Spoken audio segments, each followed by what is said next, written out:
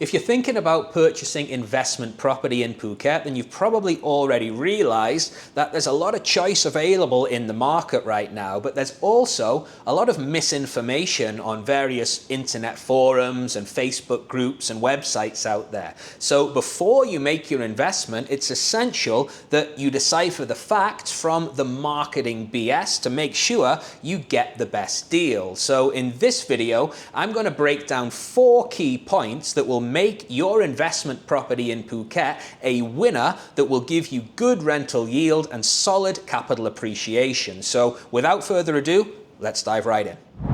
Thousands of people purchase investment property in Phuket every single year, and for good reason. Not only does Phuket have some of the best beaches in the world, amazing weather, delicious food, but it also has a very strong property rental market because it's a tourist hotspot. However, before you make your investment, it's important that you're asking the right questions and that you're following some guidelines that I'm going to share with you. Now, there are certain developers here in Phuket that make big promises. They've got amazing marketing material, but when it comes to the crunch, they simply don't deliver. But the 4 key points that I'm going to share with you today will ensure that your investment property here is a winner. And the first one is the view and the location of the unit. Now, whether you choose a condo or a villa, I'm not going to say one's better than the other because they both perform well as rental properties. The view of the unit is absolutely essential. Now, having something that has got sea view will always outperform a non-sea view unit. When people come to Phuket, they want to have those amazing vistas. They want to see the Andaman Sea, you know?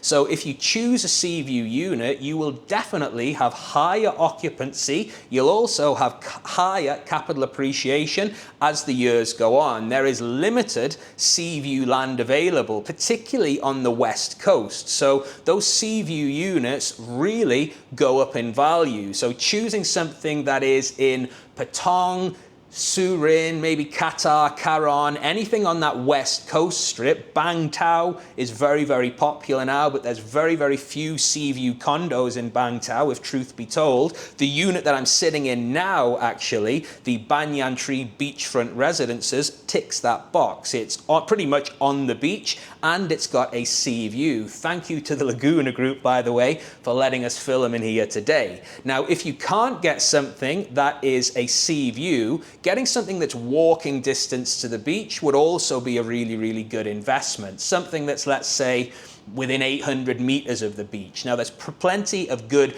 branded residences around that are walking distance to the beach. That's also very desirable for renters here. If they can stroll to the beach, if they can't get that sea view, getting something that's walking distance to the beach is a good second prize. So those are the first 2 key points. Something that's sea view and something that is walking distance to the beach. If you can get both, amazing. So the second point that I want to talk about is the management company who's going to be taking care of the project your unit is in. Now, if you're buying a standalone villa, that's not a problem because obviously you'll manage it yourself. However, if you're buying in a managed project, it's essential that you work with a strong management company. So ask questions about how the CAM fee is going to be spent. The common area fee is based on the square meterage of the unit, and you'll have to pay that every month. So when you walk into a project, you can tell if it's being well managed. You go into some projects that are a couple of years old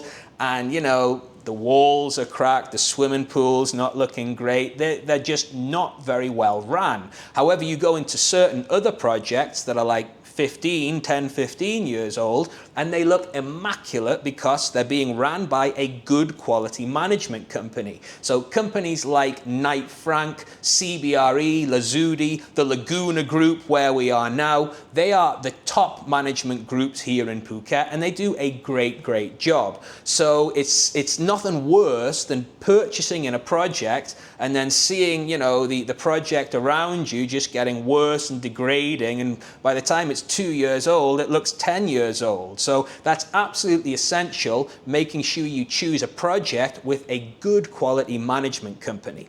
Okay, point number 3 that I'm going to talk about is the size of the unit. Now, this is really important as well. We're seeing a lot of small investment style units coming onto the market right now. I'm talking like 24 square meter condos, 75 square meter villas. You know, these are really compact, we could say. Now, these are suitable for the short-term rental market. That's what they're designed for, the holiday market, because there is a big short-term rental market here in Phuket. However, they're not really suitable for long-term living. I mean, you wouldn't want to live in a 24 square meter condo for a long term, would you? So back in 2020, 2021, the market here, the short-term rental market, was non-existent for obvious reasons. Obviously, the border was closed, so people with smaller units, they struggled during that time. However, people who had bigger units, then they were able to move over to the long-term rental model. So choosing, if you're having a 1-bedroom, choosing something that's at least 50 square meters, that's, 50 square meters is livable for a 1-bed. I think if you're choosing a 2-bed, something that's between 70 to 80, I've seen some 2-beds that are like 50 square meters. That is very, very small. So for a 2-bed, I would go 70, 80, the bigger the better.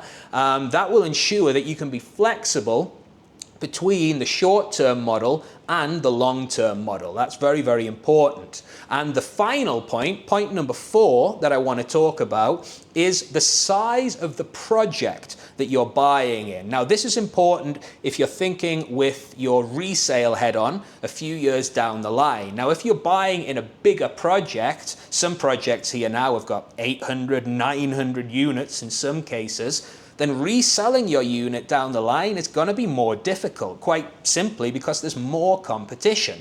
But if you're buying in a smaller project, it's more exclusive, there's more demand for these units, and there's less competition. So your resale will be faster, easier, and your capital appreciation will most likely be higher as well. So there are a couple of projects that spring to mind. There's a new one called the Surf House Residence by the Central Group. That's only got 34 units. This particular project by the Laguna Group, the Beachfront Residences, Banyan Tree, this is a premium quality beachfront sea view unit with limited units available. So choosing a project, like I say, that's got fewer units rather than one that's got loads will help you when you're trying to sell down the line.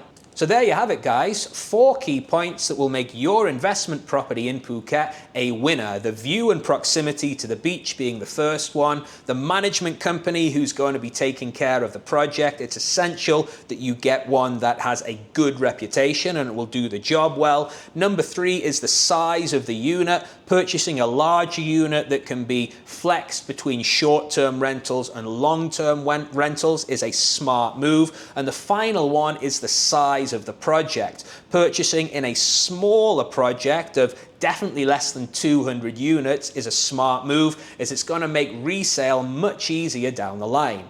Now, I hope this video has been useful for you guys. If you would like to contact me for more in-person advice about investing in the Phuket property market, you can reach me using my links that are on the screen right now. With that said, thanks for watching, and as always, I'll see you in the next video.